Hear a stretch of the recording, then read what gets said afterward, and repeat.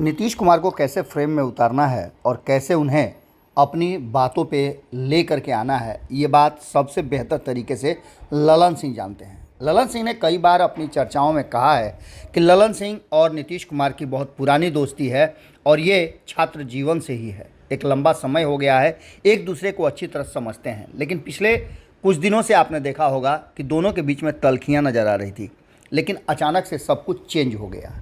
आपको याद होगा कि 2-3 दिन पहले नीतीश कुमार और ललन सिंह सहरसा गए थे।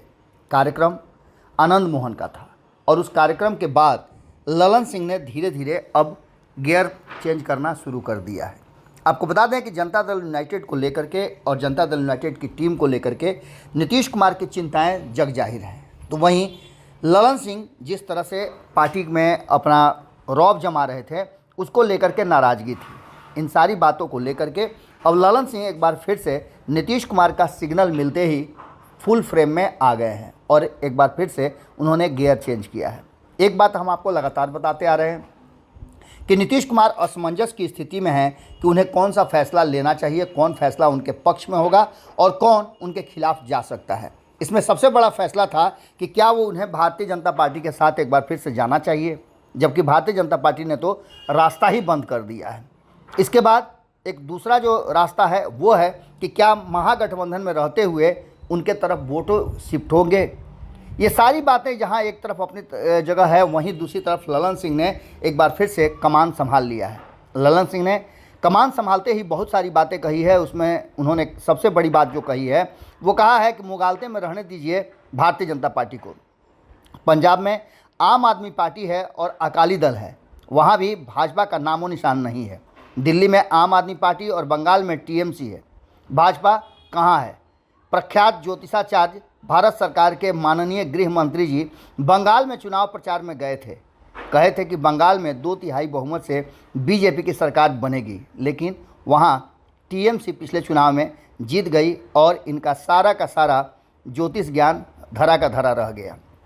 इतना ही नहीं, लगातार इस बात को लेकर के ललन सिंह ने कहा है कि इंडिया गठबंधन 2024 के लोकसभा चुनाव के लिए बना है। अलग अलग राज्यों में तो अलग अलग परिस्थितियां हैं। केरल में 2 फ्रंट हैं, वहां कांग्रेस और लेफ्ट के बीच लड़ाई होती है, वहां थोड़े ही समझौता होगा। इस बात को लेकर के ललन सिंह ने स्पष्ट कर दिया है। इसके साथ साथ ललन सिंह ने और भी कई बातें कही है।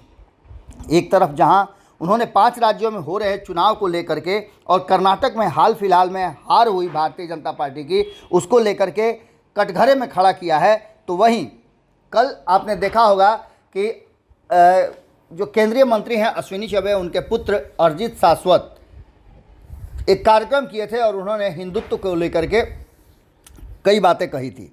अब ललन सिंह ने बिना नाम लिए उन पर हमला करते हुए कहा है कि एक केंद्रीय मंत्री हैं, उनका बेटा सांप्रदायिक सौहार्द बिगाड़ने में ही जेल न गया था, तब नीतीश कुमार ही थे सत्ता में और भारतीय जनता पार्टी के साथ थे। क्या नीतीश कुमार ने परवाह किया था?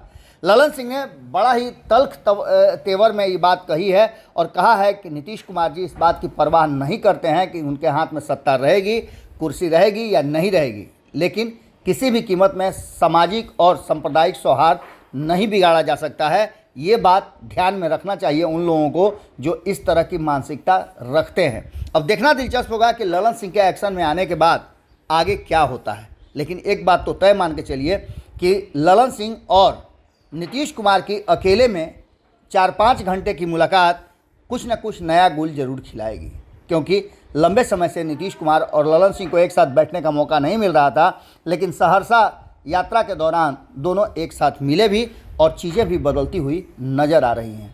देखना होगा कि नीतीश कुमार के इर्द गिर्द जो दायरा था बाकी के लोगों का, उनका क्या होगा।